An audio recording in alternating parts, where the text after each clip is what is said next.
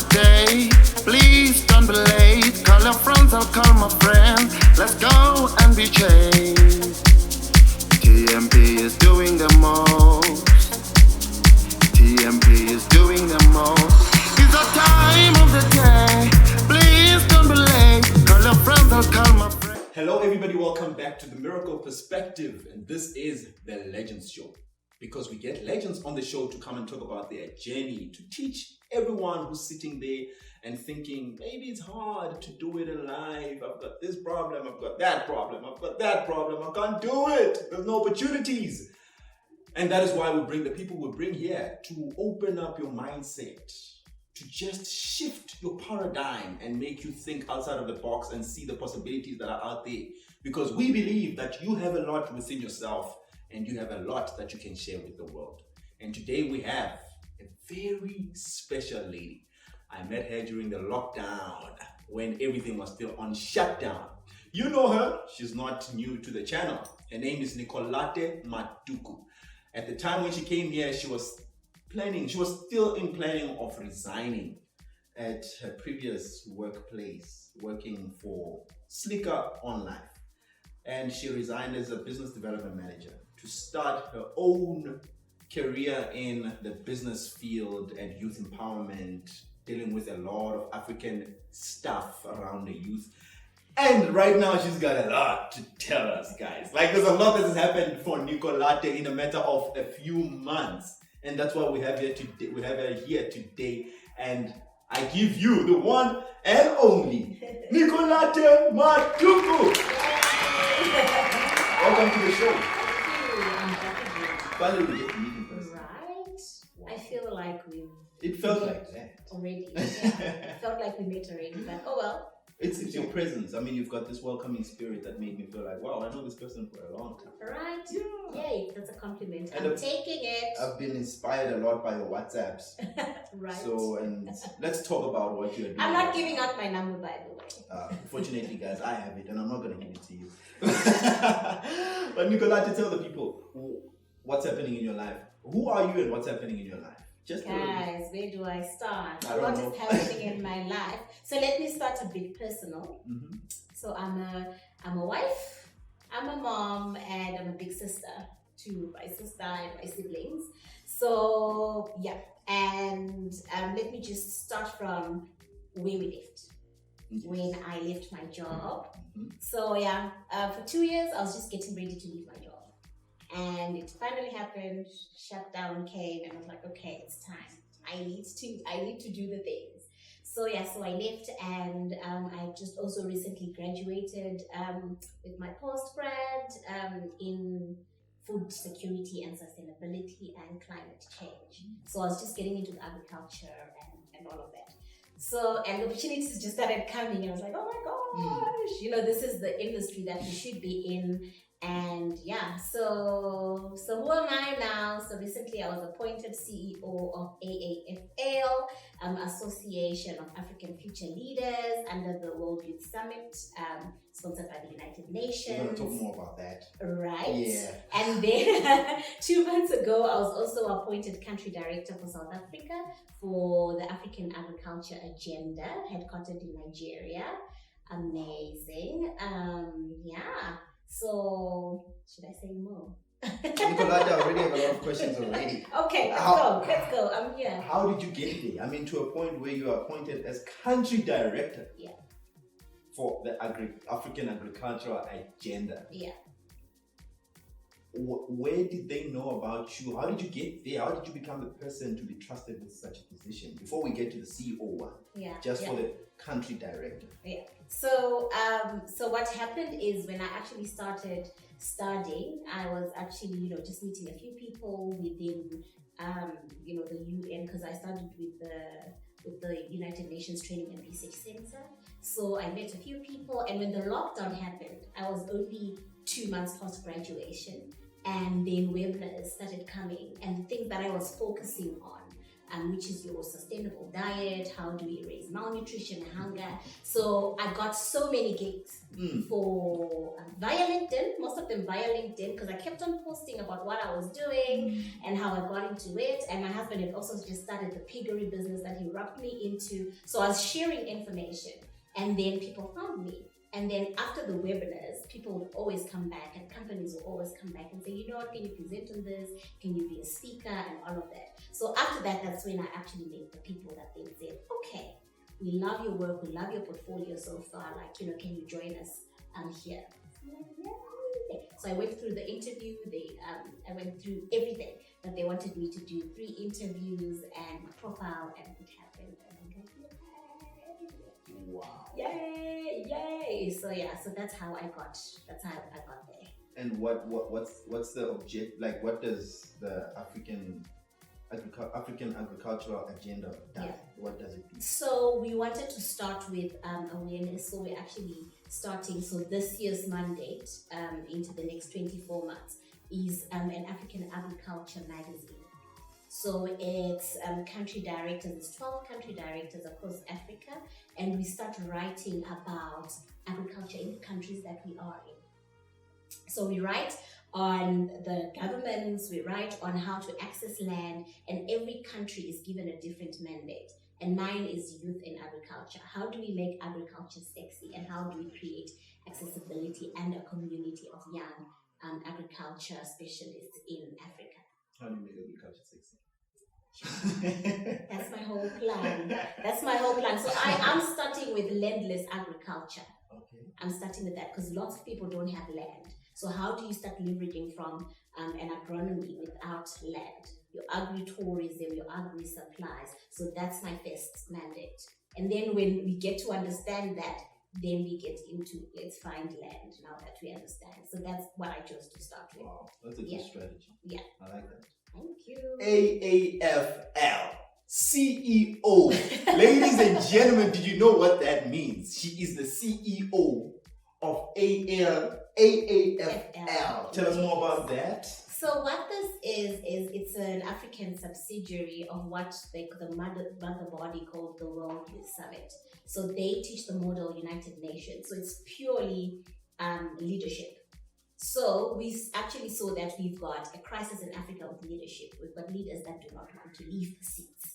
And it's crazy in business, in politics, everywhere you go. So then, so they came up, so in the UN, they came up with the model United Nations. How do we start teaching young people to actually understand what happens within the United Nations? When our head of states and all our representatives go there, what happens there? So they start stimulating that. They still start connecting you with that. So you get taught what leadership is. You experience other young leaders from other countries and you start building from that. So at first it was the World Youth Summit, and then they decided to focus on Africa.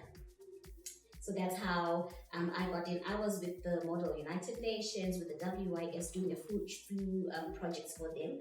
And then I got into the African Phil.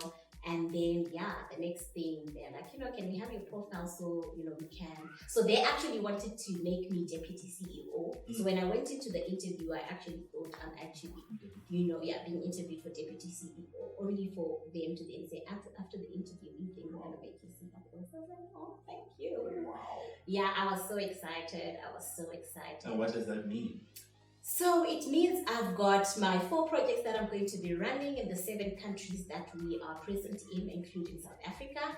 We are going to be focusing, African countries. So we're going to be focusing mainly on your health, your agriculture, and just ownership, because I advocate for ownership of either a business, property, whatever it is. If you've got ownership, you've got control.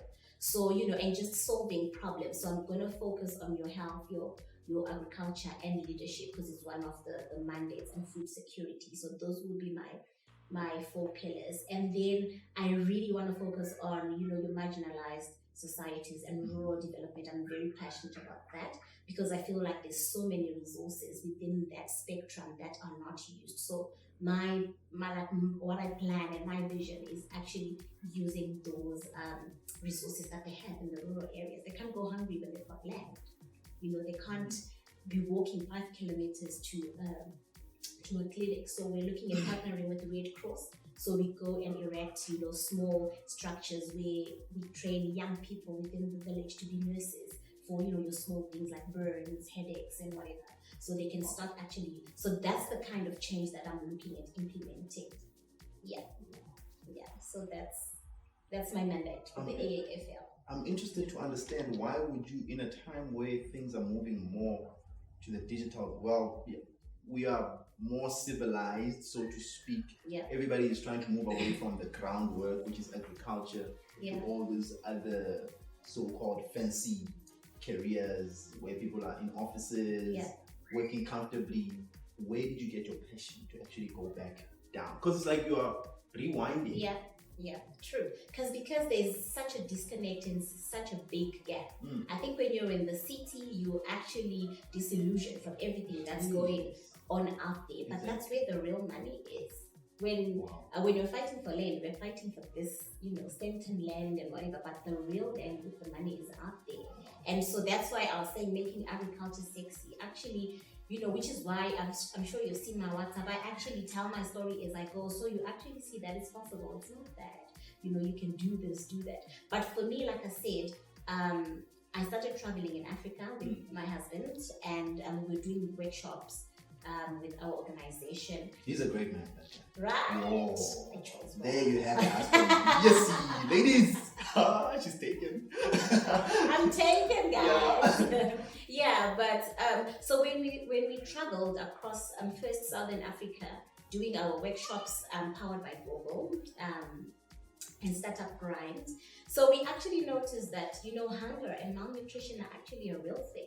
And you can't be teaching people about 4IR and how to start a business when people are actually very hungry. So the first thing that they think is, where do I get money for rent? Where do I get money for food? Like, what's my family going to eat? So we had to relook our strategy and say, just when you step out, not even out of the province, just when you step out of, Joburg, you actually start seeing all this reality. So how do we go back and start addressing this and not get clouded in this world? Because the rich keep getting richer, those with access keep, getting opportunities, but the gaps keeps growing also. So that's how we started on this journey.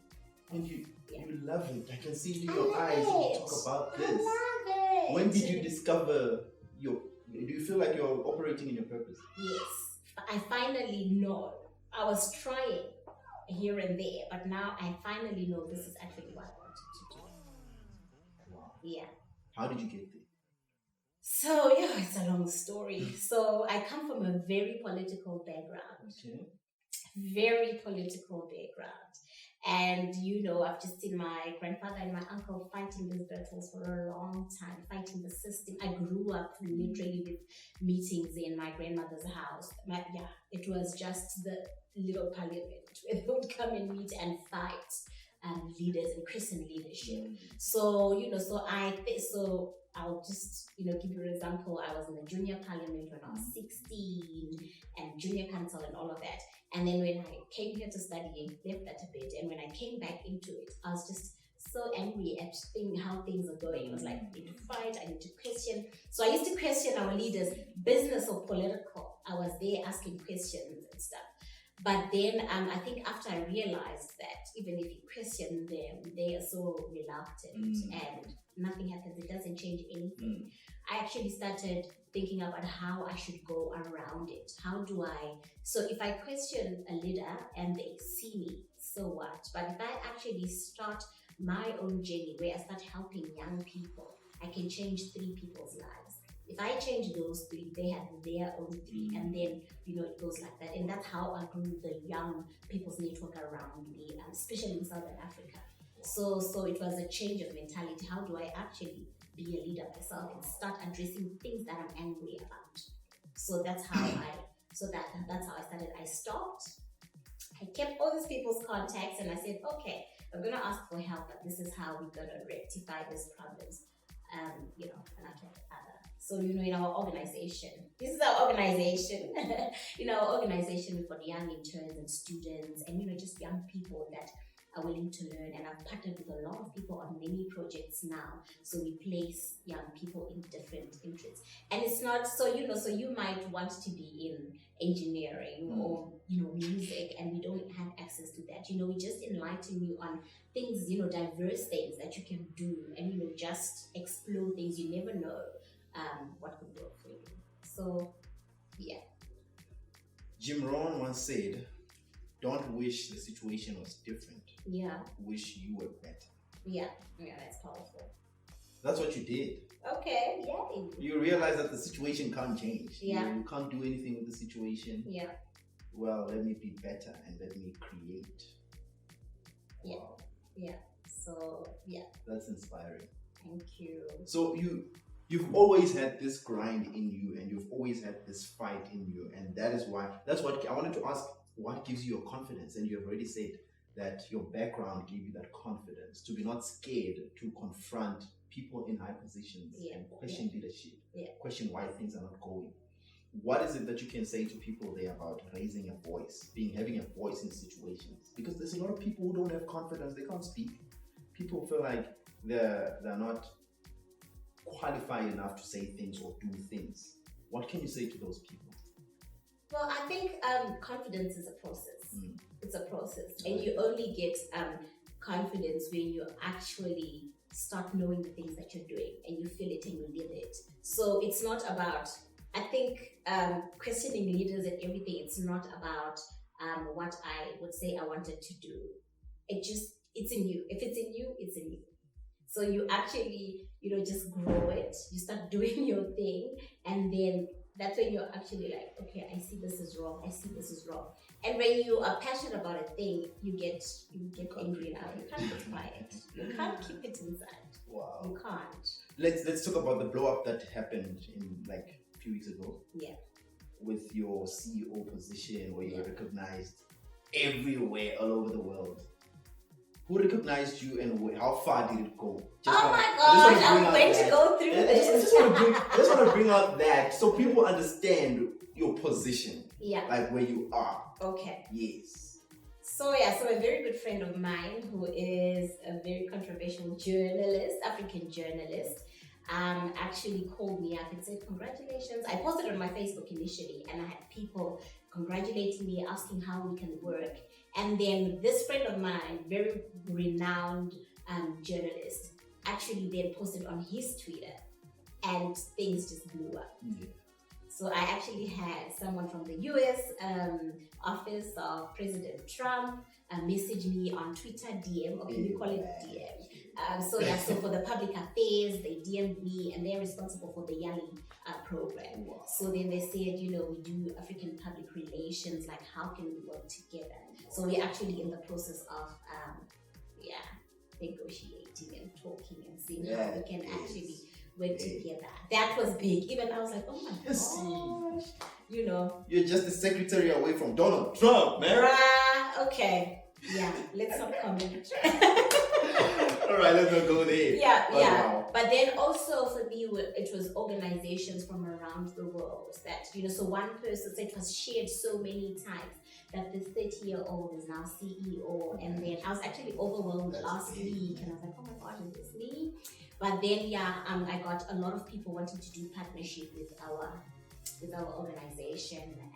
And so I think it's cool that you actually have people that, want to work with you, and it means opportunities for young people. And I'm just so excited because, I carry my young people wherever I go as much as I can. Wow. So it's exciting. You have a beautiful heart. Thank you. Your work shows, like, the way you speak shows that it comes from a very deep place. Oh, thank you so much. This question is going to sound like a cliche after what you have said. Okay. But I just want to know, what are you most grateful for right now in your life? So ever since, I've just been grateful for life. I've just been grateful for life. I value happiness. If you hang around me, I love love. So if I have my family with me, and if I have something to eat and a roof over my head, I'm happy. That's where it starts. That's where it starts for me. So if that is not well in me, then everything just goes south. So, yeah. Wow. So I'm grateful for life, especially now after COVID-19. I'm just grateful for life. And lastly, Yeah, I know it sounds like cliche again, yeah. but what are you most excited about right now in your life? So I'm just excited about, these African projects. I can't wait to even travel further into Africa. I always travel into Africa. So I am so excited about traveling and meeting this beautiful young people some that I've spoken to but we've never met, and some that I'm yet to meet, and just make magic. I'm only one person, but then if we become a community, we become bigger. So I'm excited. I'm excited about that. Amazing. I'd like to hear something from your husband. How does he handle this? Okay. How does he handle all this? Such greatness, man. You will hear from him. He's such an amazing person. Wow. Such an amazing person. You're doing great stuff, man. I'm inspired and I'm honored to know a person like you. Thank you. This is wealth. Thank you. So I really appreciate you being on the show. Amazing stuff you're doing there. I'm inspired, and thank you so much for joining me again on the Miracle Perspective. And I'm gonna have you again. I mean, you're gonna be a resident guest on my show. So, ladies and gentlemen, here's the man that the lady was talking about. Because I really believe that you only see the strength of the man by the type of woman he has. The woman is powerful, ladies and gentlemen. You know by now. So this is the strong man behind that strength. Mr. Tinashe, good to meet you, man. Thanks for having us, man. The question is, how do you manage your wife? Like, how do you manage all her greatness and all that thing? How are you not intimidated by that? You know what? I think the main thing is to buy into a vision. Because when you're in a union or when you're still dating, you always find red flags of things that you like and things that you don't like. So I think that's where it all starts. You can't say 5 years into a marriage and then you start changing. And then you start deciding that I want to be a supportive husband or stuff like that. So I guess for me, the main thing was when we started dating, I bought into a vision of life, where she wanted to go, where she believes she can be. And I also looked at myself, and the two were aligned in the same manner.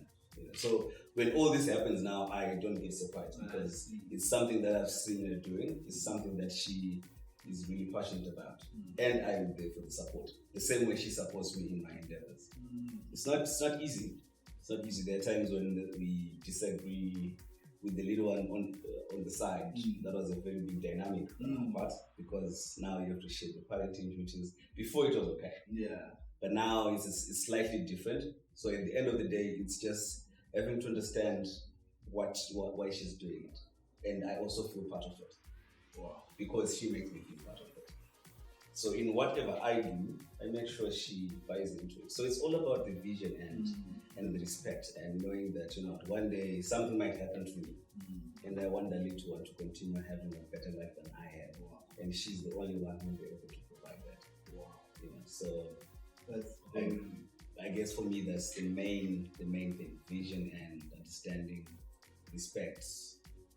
That's profound, man. That's profound because she did say that you actually motivated or gave her a little nudge into going into the agricultural space and her pursuing her goals, her dreams that she was insecure about. You gave her the little nudge. So when she was elected as a CEO of this big organization, how did you feel? Like honestly, the first thing I danced. I did a little dance because it's bigger than what we thought we'd get. But at the same time, I know she's capable of doing it. I know she's more than capable. And from the conversations that we're having about the organization, you could see that this is something that a person wants to do, something that will take it to the next level. And it also ties into my agriculture endeavors. Like you said, I gave her a nudge. I'm more on the practical side. I want to smell that. Be on the ground, Yeah. But she's more the strategies, the climate change issues. Well, I worry about my pigs fed, my kettles fed, that kind of a thing. So when the opportunity came up and the subsequent appointment, it was just something that she had been working for, we had been looking for, and I'm saying, I wasn't intimidated, because once you set that, let that feeling set inside, it's a negative feeling. It's negative energy, and once you go down that hole doesn't have light in the end of it. So it's all about being partners. The true definition of partners. You have the same. I'll go back to the vision. You have the same values, same everything. Wow, man. Yeah. You are a cultivator. No hope wonder to. you're in the agricultural space. Yeah. Oh man, I hope people learned a lot from this interview in particular. And thank you once again to Nicolatte and the man, Mr. Tinashe. Thanks a lot. Matuku. Yes. Guys, till we meet again, remember to subscribe if you like the content you get here, and follow Nicolatte on all social media, even though she doesn't really have that active. But follow her on Instagram, follow her on Facebook, follow her on LinkedIn. She's big on LinkedIn. You will get to follow her and know what she does. I really appreciate and love you all. Subscribe, like, comment, and share the content. Till we meet again, see you next week. It's finished. Miracle perspective is in the area. Perspective. It's finished.